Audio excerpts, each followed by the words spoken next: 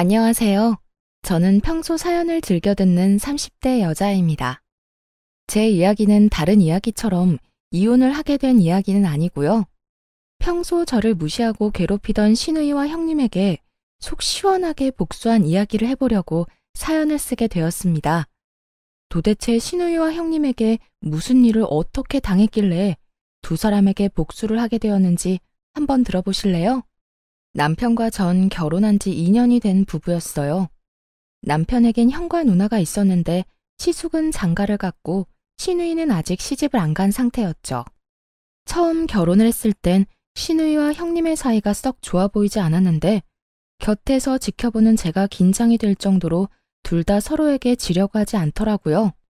옳게. 사람을 봤으면 인사를 해야 할 거 아니야? 아까 인사했는데 형님이 못 들으셨나 보네요. 내가 대답이 없으면 앞에 와서 눈을 마주치고 다시 인사를 해야 할 거 아니야. 굳이 그렇게까지 해야 한다고요? 그냥 형님이 진작 인사를 잘 들으셨으면 됐잖아요. 바로 뒤에서 인사했는데 그걸 못 들었으면 형님이 일부러 안 들으려고 노력한 거 아닌가요? 아니 옳게. 무슨 말을 그렇게 해?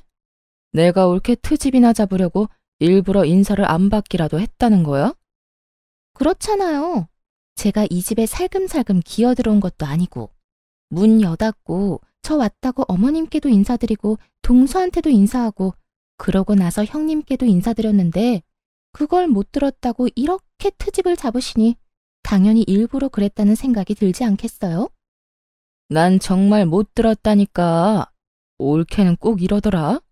사람을 이상하게 몰고 가서 나만 잘못한 것처럼 만들고 이렇게 상황 몰고 가면 통쾌해? 막 신나 죽겠어.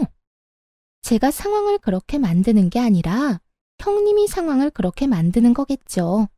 어떻게 하면 저한테 한 소리 할 수 있을까 싶어서 이런 상황을 만들어내잖아요. 이렇듯 두 사람은 인사 문제로도 서로 못 잡아먹어서 안달이 난 사람처럼 굴었고 이 싸움의 끝은 항상 서로를 잡아먹을 듯 노려보며 끝이 나곤 했죠.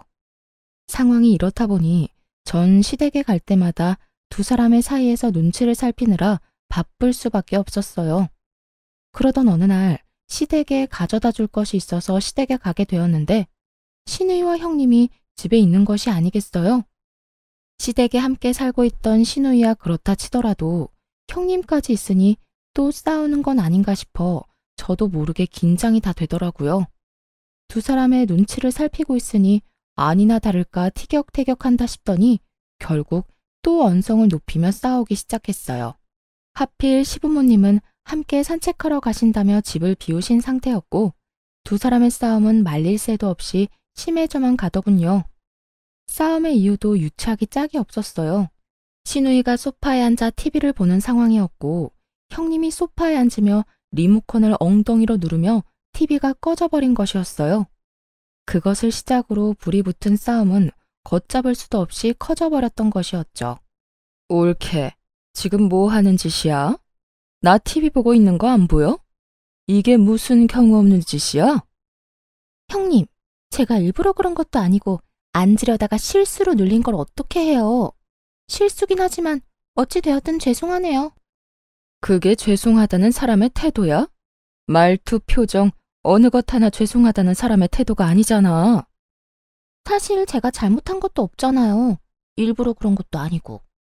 정말 실수로 그렇게 된 건데 무릎이라도 꿇고 빌어야 하는 거예요? 그걸 바라는 거예요? 그런 뜻이 아니잖아.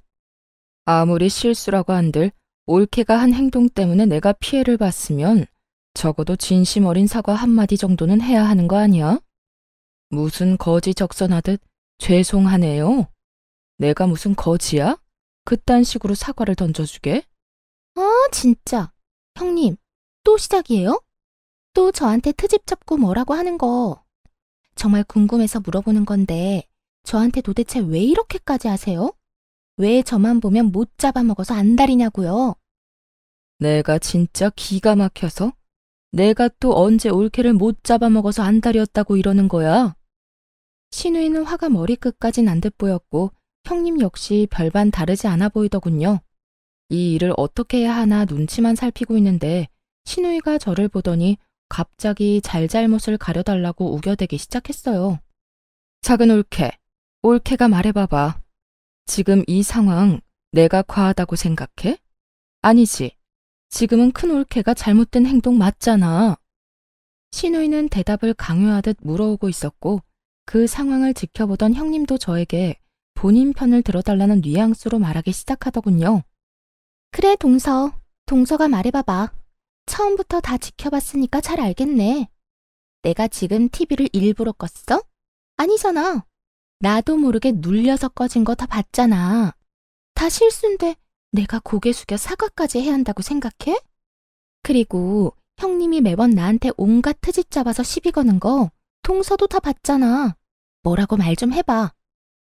양쪽에선 서로 본인의 편을 들어달라 난리였고 전 이러지도 저러지도 못하고 우물쭈물 눈치만 살피고 있었어요.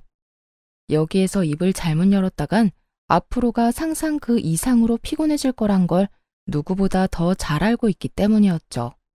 그렇게 두 사람의 닥달에도 아무 말도 못하고 있는 사이 타이밍 좋게 시부모님이 시댁으로 돌아오셨고 전 재빠르게 시댁을 빠져나올 수 있었어요.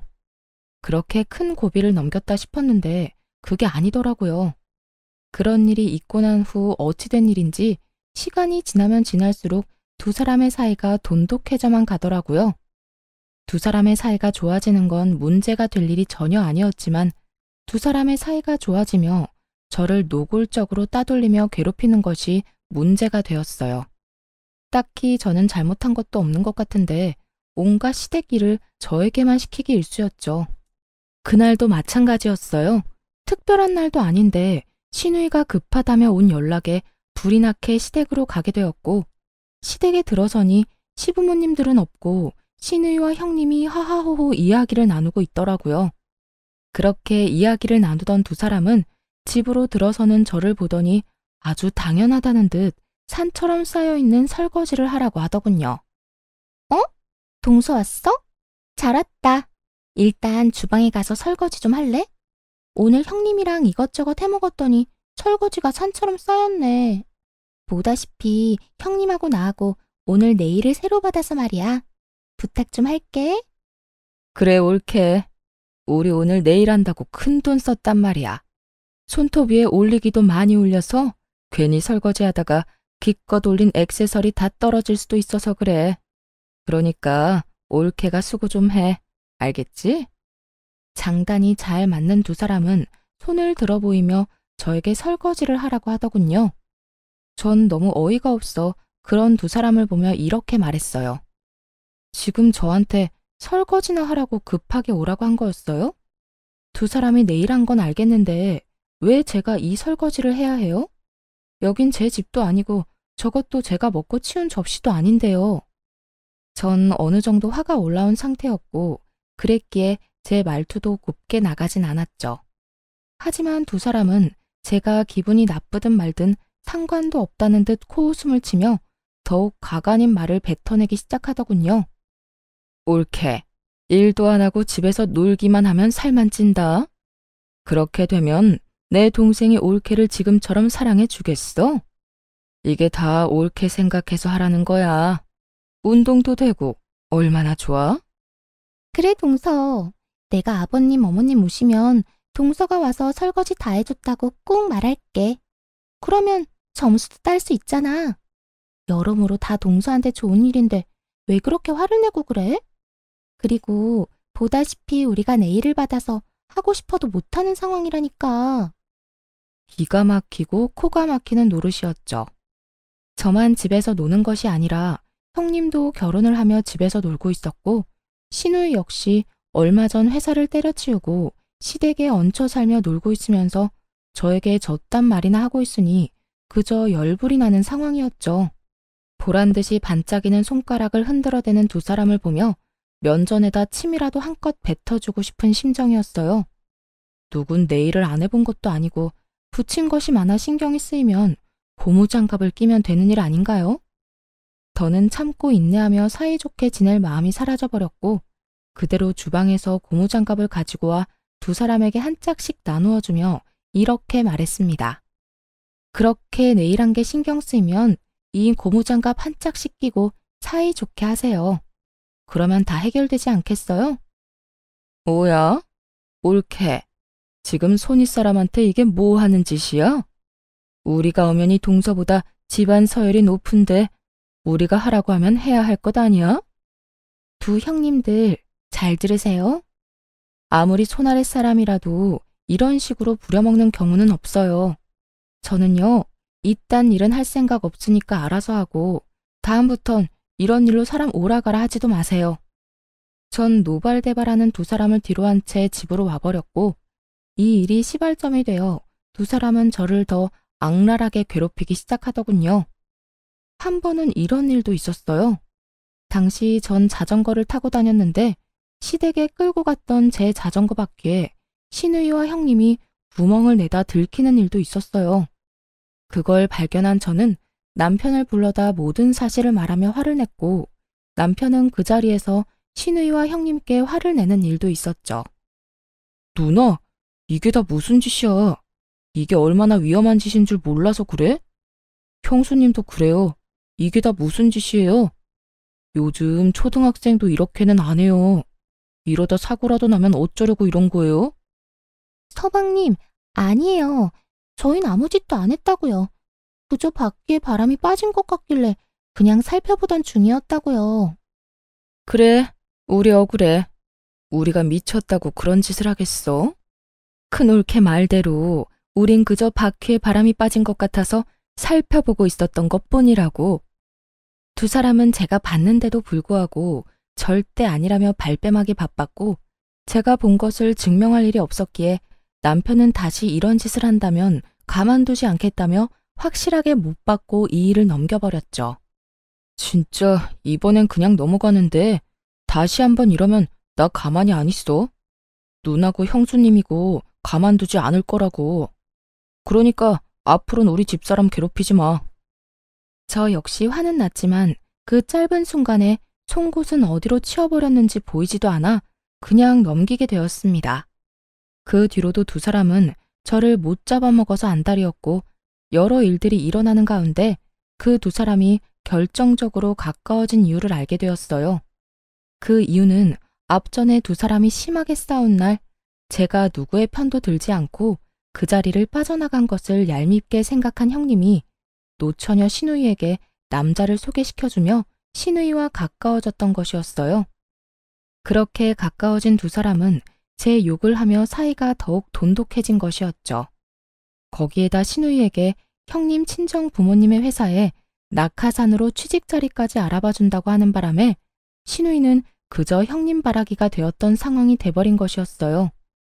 당시 저희 부모님도 사업을 하고 있었던 터라 가만히 있던 저와 더 비교가 돼버리며 그 괴롭힘은 정말 더욱 치사해지더군요. 그러던 어느 날 시누이가 결국 형님의 친정회사에 입사를 하게 되었다는 소식과 함께 형님 역시 그 회사에 일을 하게 되었다는 소식을 듣게 되었어요. 그 후 두 사람은 돈 버는 유세를 다른 사람도 아닌 저에게 부리기 시작하더군요. 옳게. 옳게는 나이도 젊은데 언제까지 집에서 쉴 거야? 옳게도 친정에 부탁 좀 해서 일이라도 해. 옳게 친정 회사는 정은이네처럼 크게 운영하는 건 아닌가 봐. 정은이네 회사는 직원이 20명 가까이 되는 것 같던데. 에이, 형님. 저희 아빠 회사도 큰 편 아니에요. 직원 수도 많지도 않고요. 그저 회사가 튼튼해서 망할 리 없다는 게 장점이죠. 자고 일어나면 줄줄이 망하는 요즘 같은 때 그 정도면 대단한 거지. 그렇지 않아, 옳게? 아, 네? 네, 그렇네요. 20명이면 대단한 거죠. 두 분 다 일하시느라 피곤하시겠어요. 이런 일은 처음이라 좀 힘들긴 한데 정은이가 워낙 날 편하게 해줘. 아, 옳게는 모르겠구나. 정은이가 우리 부서 팀장으로 들어왔거든. 그 덕에 나는 편하게 회사 생활하지. 아, 정은아, 그러지 말고 네 손아래 동서도 일자리 좀 알아봐줘. 회사에 청소할 사람은 안 필요해? 신우이의 말을 듣고 있는데 정말 치가 다 떨리더라고요. 청소부라는 일을 무시하는 것이 아니라 신우이가 말하는 투가 딱 저를 한껏 무시하는 것이 느껴져 정말 참을 수가 없었어요. 그리고 시시덕거리며 말하던 신우이에게 형님의 대답은 더욱더 가관이었죠. 딱히 필요 없긴 한데 동서가 워낙 청소를 잘하니까 없는 자리라도 만들어 볼까 봐요. 저런 인재가 또 없을 텐데 제가 힘 좀 써서 입사시켜야 하지 않을까요? 역시 우리 큰 올케는 능력도 좋은데 마음도 넓다니까.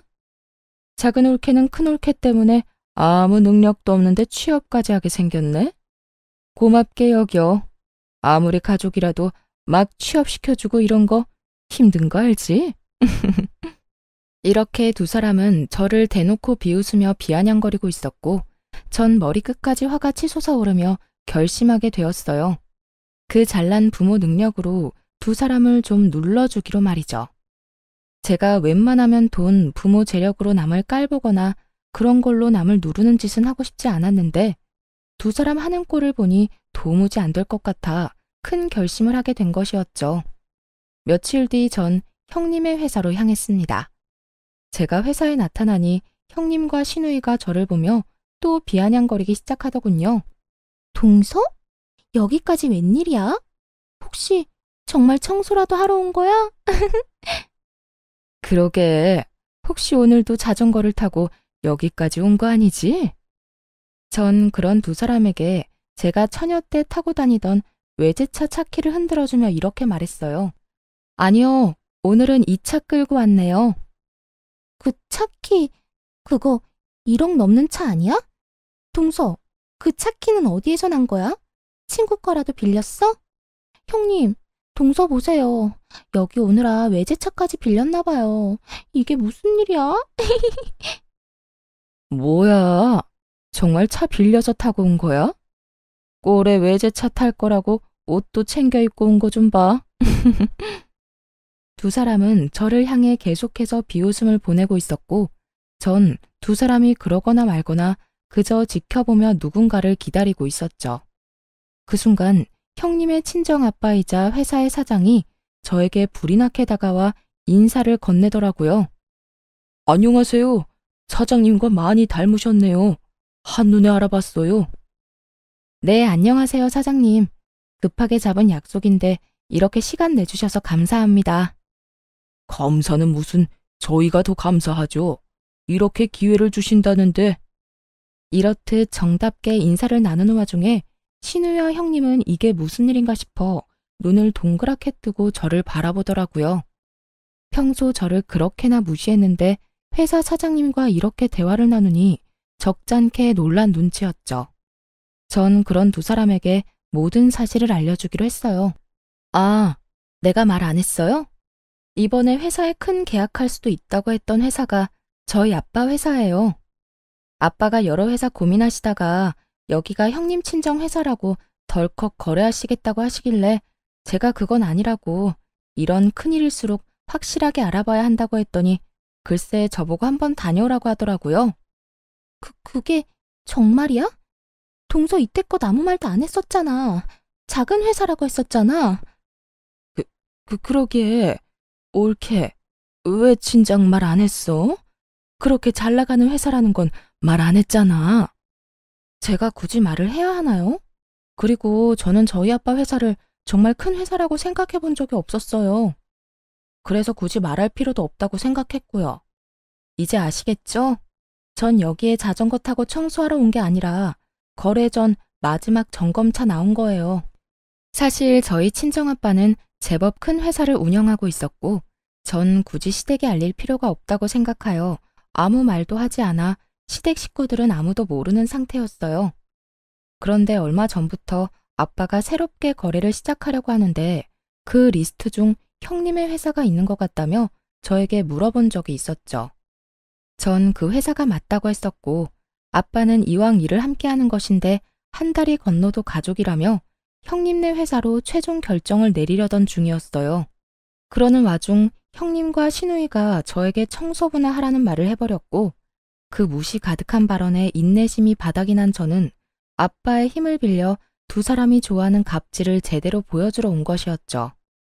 모든 것을 다 알게 된 신우이와 형님은 제 말에 그야말로 얼어붙어 꼼짝도 하지 못하고 있었고 사장님은 미간을 찌푸리며 형님에게 호통을 치기 시작하더군요.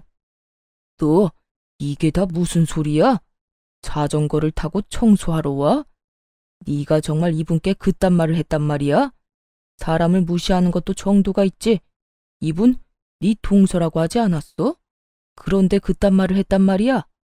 너 도대체 네 시댁에서 어떤 식으로 행동하고 다니는 게야? 사장님의 호통에 형님뿐만 아니라 시누이까지 꿀먹은 벙어리라도 된 듯 아무 말도 하지 못하고 있더라고요. 전 그런 두 사람을 대신해 사장님께 이렇게 말해주었습니다. 아까는 저한테 자전거 타고 청소하러 왔냐면서 하셨잖아요. 저는 점검차 나온 거긴 하지만 형님들이 청소하라고 하니 청소라도 할까 봐요. 저보고 청소 잘한다고 청소부 자리라도 내준다고 하셨거든요. 사장님 따님이자 제 형님이 말이에요. 어떻게 할까요? 저 지금 청소라도 하면 될까요, 사장님?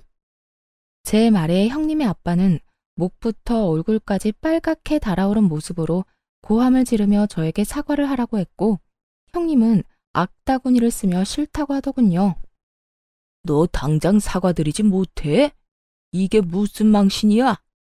아무리 생각이 없다고 해도 사람을 그렇게 무시하는 게 어디 있어? 그것도 이렇게 중요한 분을. 뭐? 사과? 내가 왜요? 내가 뭘 잘못했다고 사과까지 해요? 청소부 이야기는 그저 농담이었다고요. 우리끼리 가볍게 주고받은 농담 말이에요. 그리고 내가 손윗 사람인데 어떻게 손아랫 사람한테 사과해요? 전 절대 싫어요. 윗사람이면 윗사람답게 굴었어야지.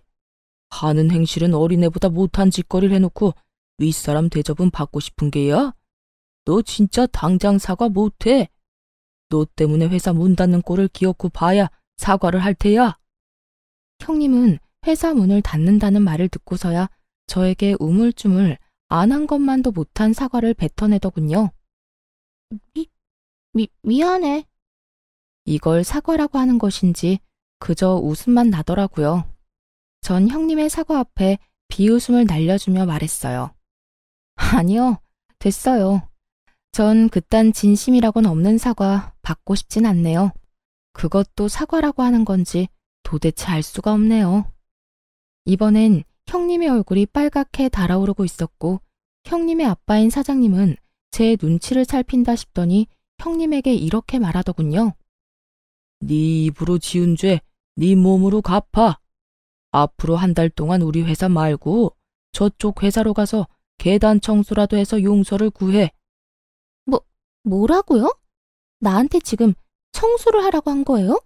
그것도 동선의 회사 계단 청소를요? 그래, 여기 너 말고 잘못한 사람이 또 있어? 왜 저한테만 그러세요? 청소 이야기는 형님도 같이 했다고요. 자전거 타고 왔냐고 비아냥거린 것도 마찬가지고요.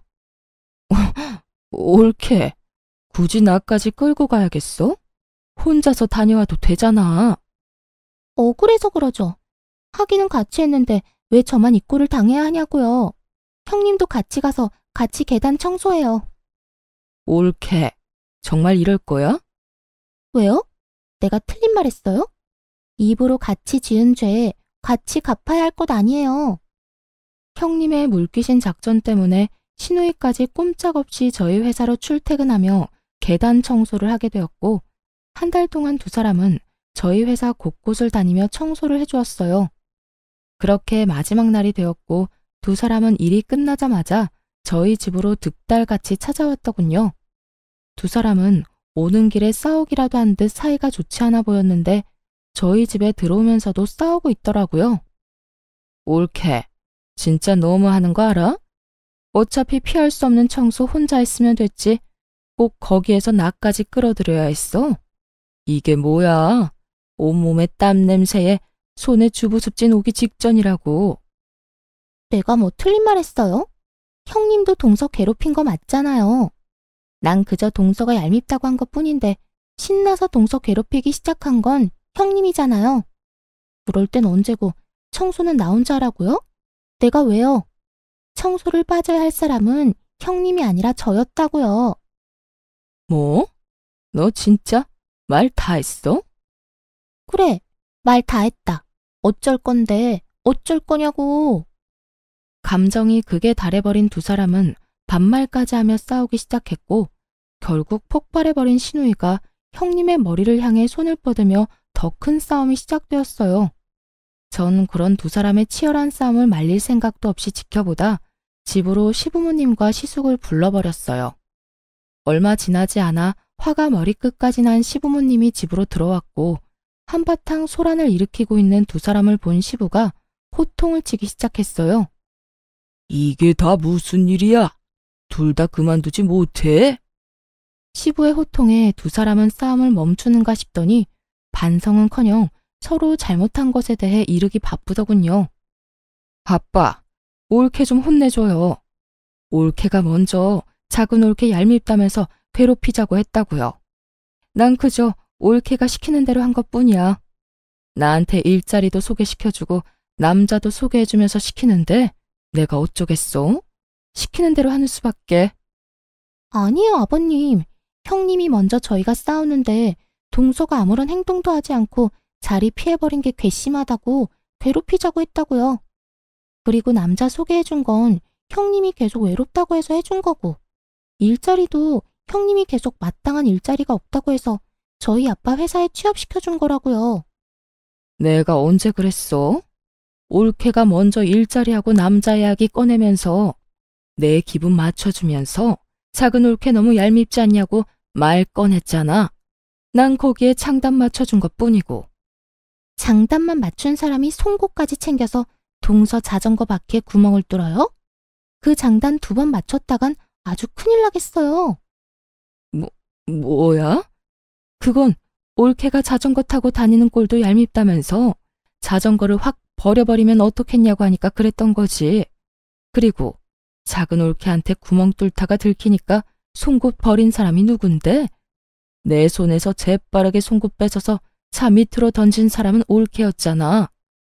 그게 다 형님이 동서는 가진 것도 없으면서 잘난 척한다고 얄밉다고 해서 시작된 일이잖아요. 올케야말로 쥐뿔도 없는 작은 올케 괴롭혀주고 싶다고 했잖아. 못 사는 집에서 자란 주제에 콧대만 높다고 해놓고. 두 사람은 서로의 잘못을 이르는 것에 정신이 팔려 자신들이 한 짓을 스스로 고하고 있었고 때마침 도착한 시숙이 심각한 얼굴로 이 모든 것을 듣고 있었죠. 시숙과 시부모님의 낯빛은 실시간으로 어두워지고 있었고 이러한 사실을 전혀 알지 못하는 두 사람은 마주보고 서로 얼굴에 침뱉기를 이어가고 있더군요. 차마 눈뜨고는 보기 힘들 광경에 시부는 다시 호통을 치기 시작했어요. 그만하지 못해? 얼마나 더 못난 꼴을 보일 작정이야? 너희 잘못은 너희가 다 말해서 잘 알겠고 말하는 꼴을 보니 스스로도 잘 알고 있는 것 같구나. 그만큼 잘못을 했으면서도 여기 와서 이딴 꼴이나 보이고 있으니. 아빠, 그게 아니라요. 전 진짜 잘못이 없다고요. 아버님, 저도 잘못한 거 없어요. 이게 다 형님 때문이라고요. 둘 다 그 입 다물지 못해? 조용하고 당장 무릎 꿇고 빌어. 얼른!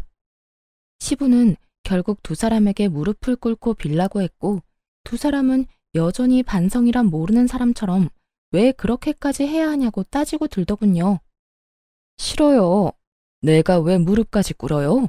내가 뭘 잘못했다고. 그래요, 아버님. 저희 반성의 의미로 오늘까지 동선의 회사에 청소까지 해주고 왔다고요. 그런데 무릎까지 꿇으라고요? 싫어요. 아직도 이유를 모른다 이 말인 거지?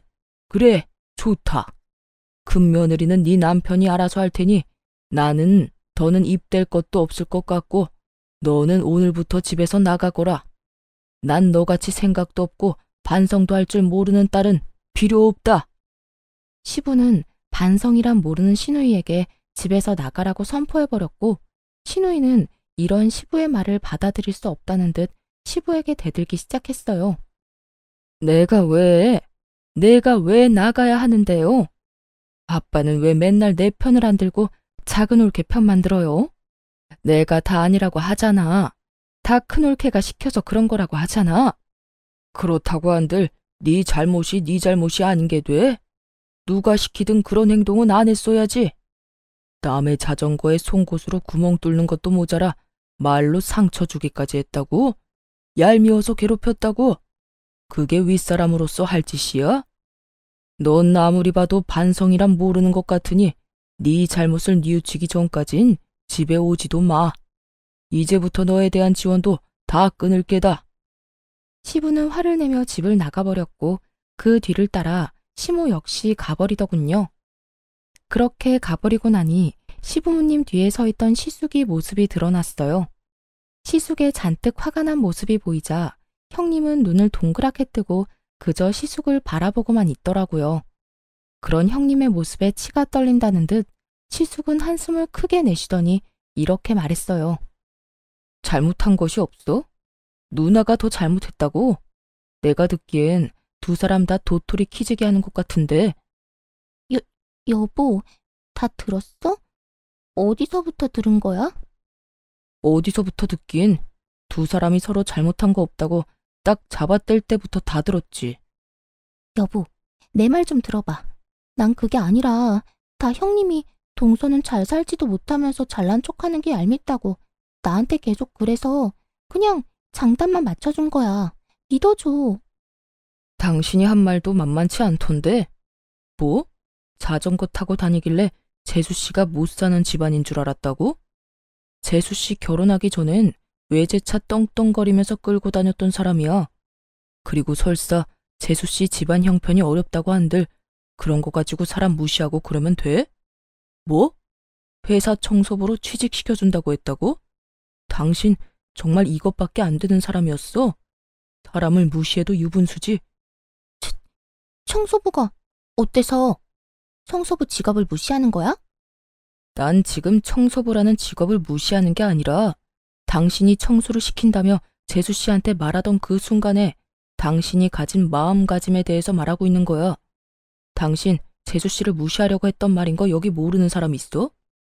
여보, 내 말 좀 들어보라니까. 난 그저 정말 농담처럼 한 말이었어. 동서가 청소는 잘하잖아. 그래서 농담처럼 장난으로 한 말이었지. 나도 동서가 그렇게 대단한 집 딸인 거 알았으면 그런 장난도 안 쳤을 거야. 그걸 말이라고 해? 집안 봐가면서 누구는 대접해주고 누구는 무시하고.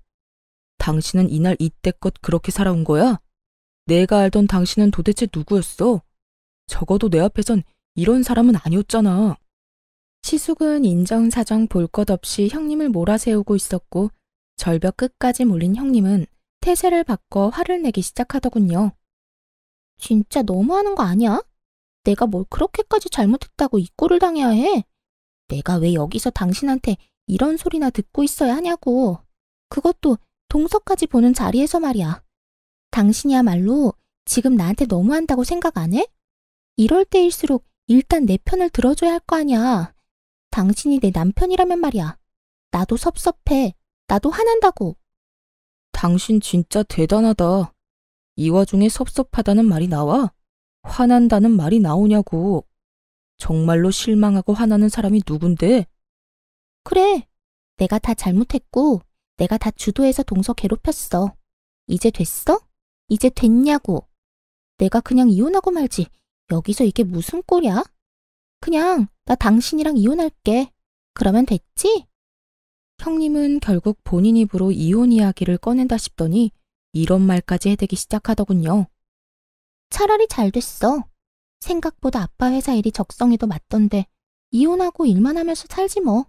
아빠가 월급도 넉넉하게 줄 거니까 깨끗하게 이혼하고 그 돈이나 펑펑 쓰면서 살면 되겠네. 그래, 차라리 잘 됐다. 너 따위가 내 아이의 엄마가 될 수도 있다고 상상하니 끔찍할 지경이니까 임신이라도 되기 전에 얼른 깔끔하게 이혼하자. 그래, 나도 바라던 바야. 그러면 협의 이혼하는 걸로 알고 가볼게. 더는 이딴 곳에 있고 싶지도 않으니까.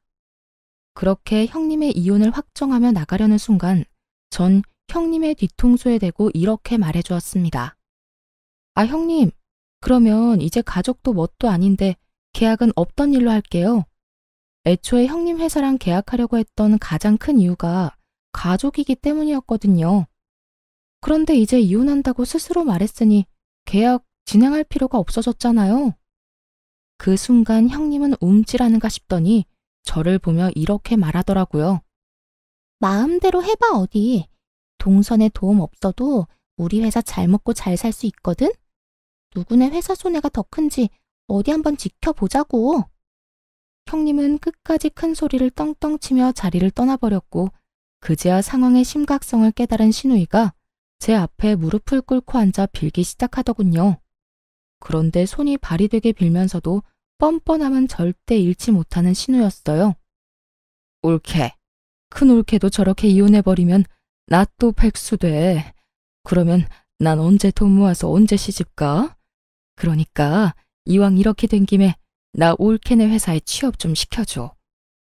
뭐라고요? 지금 저한테 취업을 시켜달라고 했어요? 여기 나 취업시켜줄 수 있는 사람이 올케 말고 또 있어? 그러지 말고 나 취업 좀 시켜줘. 말이야 바른 말이라고. 올케가 나랑 큰 올케한테 갑질하는 바람에 오늘 이런 일이 다 일어난 거 아니야.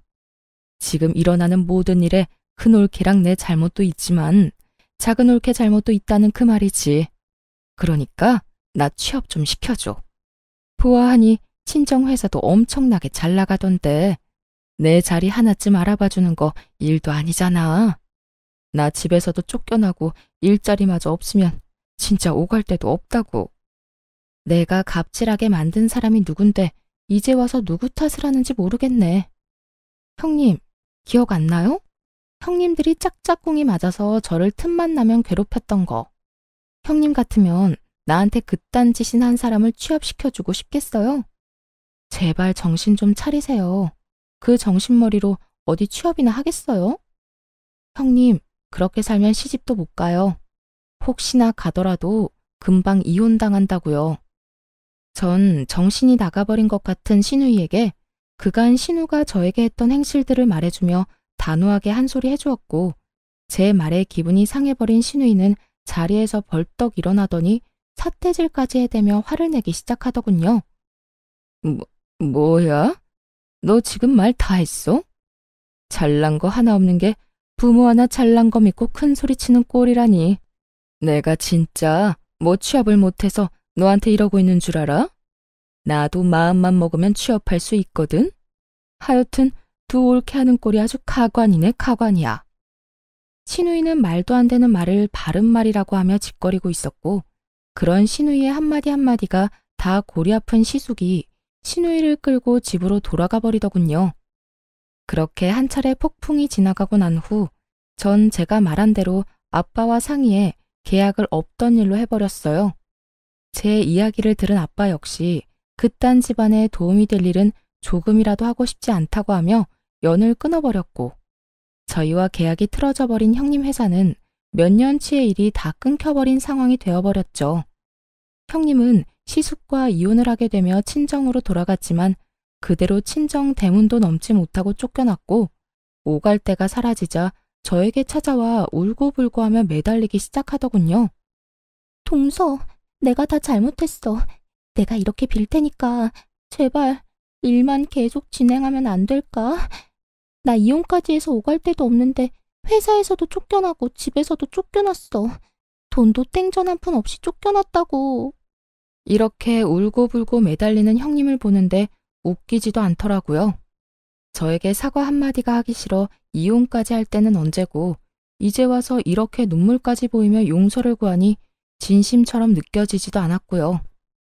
이제 와서 이런다고 한들 제 마음이 돌아설 것 같아요. 방금 말한 대로 이제 나랑 가족도 뭐도 아닌데 더욱 거래를 이어나갈 필요가 없죠. 그러니까 여기서 이러지 말고 당장 나가주세요. 동서, 그렇게 딱 잘라 말하지 말고 우리가 그래도 한때는 가족이었잖아. 그 정을 생각해서라도 제발. 저한테는 애초에 가족 간의 정 같은 건 없어서 남은 정 따위도 없네요. 그러니까 나가주세요. 형님은 이러한 제 말에도 꿈쩍도 하지 않고 계속 눈물을 흘리며 빌고 있었고 그런 형님의 모습에 참고 또 참던 남편이 폭발해 한마디 하기 시작했어요. 내가 웬만하면 집사람이 아무 말도 하지 말라고 해서 참으려고 했는데 도저히 참을 수가 없네요. 그쪽이 내 와이프한테 한 짓이 있는데 이제 와서 이런다고 뭐가 달라집니까? 양심이란 게 없어요. 도대체 얼마나 얼굴에 철판을 깔았으면 부끄러운 줄도 모르고 여기 와서 눈물을 흘리고 있어요? 그렇게 우리 집사람이 만만해요? 서방님, 난 그런 게 아니라 정말 너무 힘들어서 마지막이라 생각하고 찾아온 거예요. 동서 말 한마디면 다 해결되니까요. 나도 오죽했으면 여기까지 와서 이러겠어요. 오죽 힘들면 이러겠냐고요. 그러니까 문제라는 거예요. 진심으로 반성해서 찾아왔다고 해도 욕이 나오려고 하는데 본인 힘들다고 부탁이나 하려고 찾아왔다고요? 참나, 기가 막히네요, 정말. 내가 경고하는데 다신 찾아오지 마세요. 다시 찾아오면 내가 진짜 가만히 있지 않을 겁니다. 서방님, 저 진짜 반성도 하고 있어요. 정말이라고요. 그러니까 동서 좀 설득해 주세요. 누구 보고 계속 서방님이라고 하는 겁니까? 이제 우리 아무 사이도 아닌 거 잊었어요? 이 자리에서 이혼하자고 큰 소리 친 사람이 그걸 잊었을 리 없을 텐데요.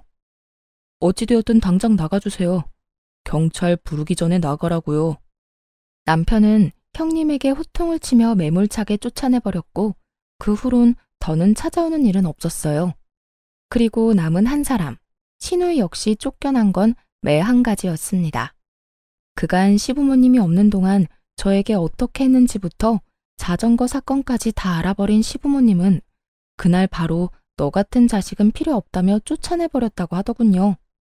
그나마 있던 돈을 포함해 카드까지 왕창 긁어왔던 신우이는 집 얻을 돈도 없어 그 나이에 고시원이나 전전하며 급히 일자리를 찾고 있다고 하더군요.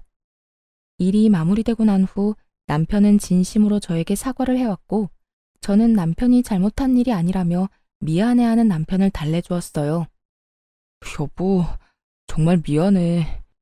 당신이 나서지 말라고 해도 내가 나서서 이런 일까지 겪게 만들지 않았어야 했는데 내가 너무 안일했던 것 같아. 아니야. 당신 잘못한 거 하나도 없다니까. 내가 참을만 하니까 참았던 거고 더는 참지 못한 상황이라 내가 직접 해결한 거야. 당신은 충분히 당신 역할 해줬고 난 그걸로 만족하고 충분히 고마워하고 있어. 앞으로는 내가 더 잘할게. 이번에 당신 상처받은 거 내가 살면서 기억도 나지 않을 만큼 행복하게 해줄 거야. 이렇듯 부부관계엔 전혀 문제없이 일을 잘 마무리하게 되었고 전 여전히 남편과 함께 잘 지내고 있습니다. 그 일이 있고 난 후 전 본격적으로 아빠 회사로 출퇴근하며 일을 배우고 있어요. 사원으로 시작해 차근차근 올라가고 싶다는 제 의견에 아빠는 흔쾌히 자리를 내주셨고 차근차근 잘 배워 천천히 한 계단씩 올라갈 예정이에요. 처음 시숙이 이혼까지 하고 시누이까지 집에서 내쫓겼을 때만 해도 저 하나 때문에 시댁이 풍비박산이 난 것 같아 신경이 쓰였던 적도 있었어요. 알게 모르게 눈치를 살피던 저에게 시부와 시숙이 이렇게 말씀해 주시더라고요. 아가야, 네가 뭘 잘못했다고 그렇게까지 눈치를 봐? 이 녀석이 이혼한 거야. 자기 마누라가 잘못해서 이혼한 거고 내가 내 딸 내쫓은 거야. 내 딸이 잘못해서 내쫓은 건데 그런 거 가지고 계속 네가 눈치 보면 우리가 더 미안해진단다. 그래요, 재수씨. 요즘 만날 때마다 재수씨가 괜히 우리 눈치 살피면서 말도 잘 안 하고 해서 우리가 더 미안해지려고 해요. 재수씨, 내가 이혼한 거나 누나가 쫓겨난 거는 다 두 사람이 잘못해서 일어난 일이지 재수씨의 잘못은 하나도 없다고요. 그저 우리가 이런 일이 일어나기 전에 신경 쓰지 못한 게 미안할 따름이에요. 그래, 아가. 이런 일이 일어나고 나니 우리가 너무 집안에 무심했다 싶더구나. 네 마음고생이 심했겠단 생각도 들고 말이야. 우리가 참 미안하구나. 우리가 앞으로는 더 많이 신경 쓸 테니 너도 그만 눈치 보고 예전처럼 편하게 웃으면서 잘 지내보자꾸나. 그렇게 말씀해 주셔서 감사합니다. 저도 앞으로 더 잘할게요. 이렇게 말씀해 주신 덕분에 전 한결 마음이 편안해진 상태로 지내고 있어요. 시누이는 가족이라 어쩔 수 없이 언젠가 다시 왕래하고 지내긴 하겠지만 여전히 가깝게 지낼 생각은 전혀 없는 상태예요. 사람 쉽게 바뀌지 않는다고 반성한다고 말을 하며 그런 척을 한다고 한들 절대 쉽게 변할 사람이 아니란 걸 잘 알고 있으니까요. 전 앞으로도 제 행복, 제 안위만을 위해 노력하며 살아가 보려고요. 물론 친정 부모님을 비롯해 시댁 부모님들께도 할 도리를 하면서요. 저의 사연은 이렇게 끝이 났네요. 제가 시댁일을 겪으며 깨달은 점이 있는데요. 한없이 참고 살라고 하던 예전과는 달리 요즘에 참고 살면 호구된다였어요. 아무리 시댁 식구라고 한들, 아무리 저보다 손윗 사람이라고 한들, 아닌 건 아니라고 똑 부러지게 말할 수 있는 용기 있는 삶을 살아가 보자고요. 저와 비슷한 상황에 부딪힌 많은 기혼자분을 응원하며 저는 이만 물러가 볼게요. 긴 사연 함께 해주신 모든 분 감사합니다.